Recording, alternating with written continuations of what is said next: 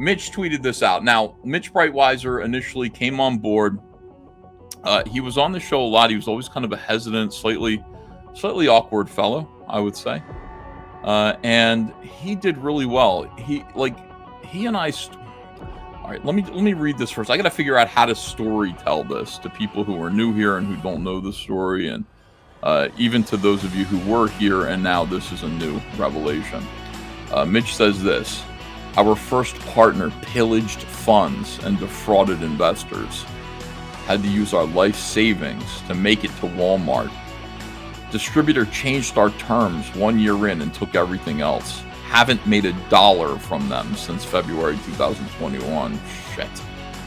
Sold our house just to try to finish our season 1 books. Now you know, he said. So he just finally got this off of his shoulders.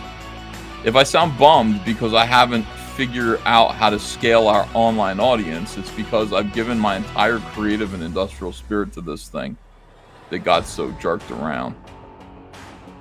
All right, so there you go. That's what happened to Allegiance Arts.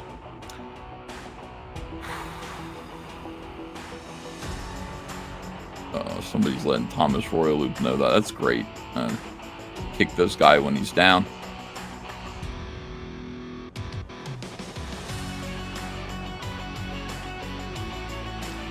Anyway, so he said, I'm thinking bigger than you. I'm sitting here thinking this is a gold mine. Like, we just... Cyberfrog at the time, when we launched it, and at the time that I was talking to Mitch Breitweiser, had raised $1/3 and $330-something thousand. And to me, like, that was more money than I've ever imagined ever seeing in one place at one time. And I said, I'm good. I'm good. I can keep doing this. But he said, no, what we could do is we could get our books distributed in Walmart. And I said, oh, that's interesting. Like, comics in Walmart, maybe? Sure, I can picture Cyberfrog in Walmart. I think Cyberfrog is a very marketable IP.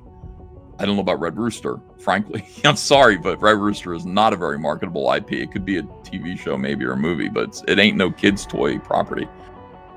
We went to all these meetings, sat down at these meetings, and I was there with Mitch. I was there with Mark Pellicreepy, that shithead. And I was there with these guys who were Allegiance Arts. Betty was there. Walmart. We're there talking to Walmart. And we're talking to a magazine distributor. And I go, how do we get you? So what do we got to do to get you to put our magazines in Walmart? And they're like, pay us.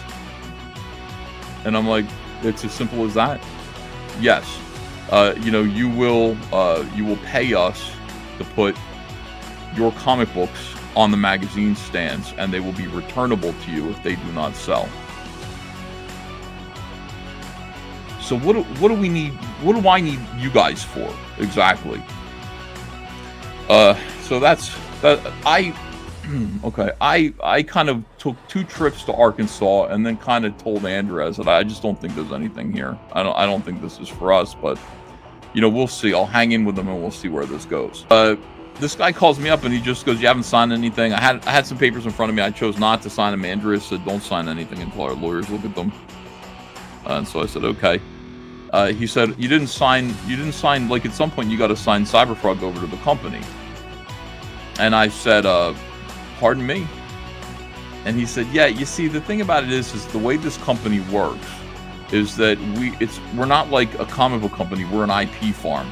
So the company, Allegiance Arts, has to own all of the characters, all of the IPs, so that we can shop them around to Hollywood or have Walmart do whatever it is. Isn't Walmart gonna?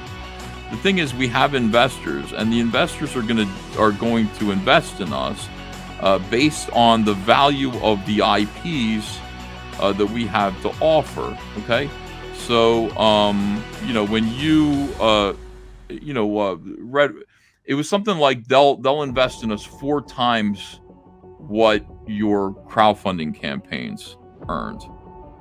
And I said, so you've got Red Rooster, and Red Rooster has brought in maybe $120,000 or something like that.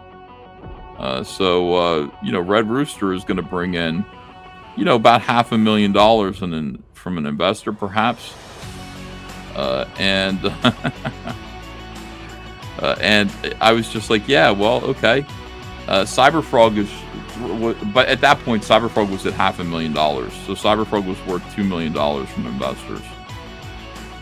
And I said, oh.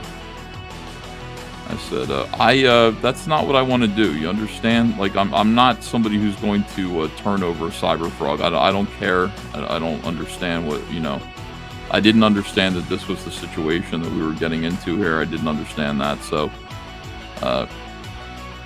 I'm out. I'll be out of this. Okay. So, anyway, that was it for me. I hung up the phone with this guy. The end. And I got a sudden phone call from Mitch Breitweiser. He said, Ethan, he said, this is Mitch. I heard that you just had a disagreement with David about the rights to Cyberfrog. He must have, I don't know. I mean, look, you were right to tell him that you were going to, because I think I said to him, I said, I need to talk to my attorneys and all this too. I'm not just going to there's no way. Talk to whoever you need to talk to, Ethan. He was wrong to approach you like that. And I didn't know that. He basically acted, he was like, I can't believe this guy, said that he wants to get Cyberfrog from you. And I said, yeah, it was really weird, but I'm not going to do it, so that's that. So I get this was August 7th, 2018 that this happened. And so then I get a text from Mitch directly after that, and here it is. Yeah. Hey, I figure you're getting ready for your big meeting. We both talked to Ethan. Let me see. Went well. He's holding on to Cyberfrog no matter what. Anyway, that's what it says. So he sent this to me on accident, which was basically like he's working in tandem with this guy to talk me out of my character. And the next text is hilarious. Wait, lol, that was meant for Chris. That was my impression anyway. You holding on to Cyberfrog. Let me know what you and Andrea and your lawyers think. So,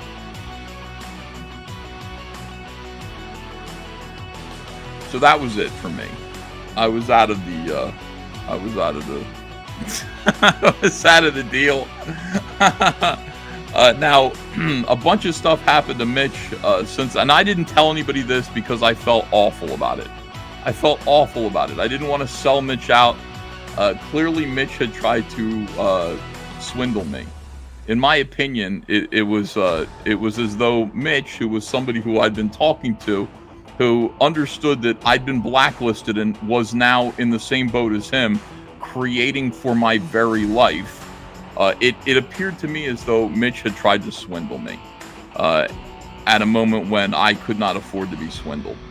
At the same time, comicsgate was important to me, and I did not want to cause him or his business any trouble at all. So I kept it to myself.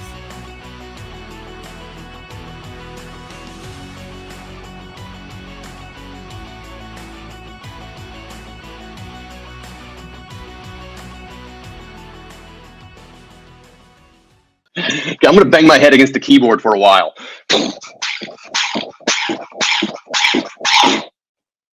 Ah!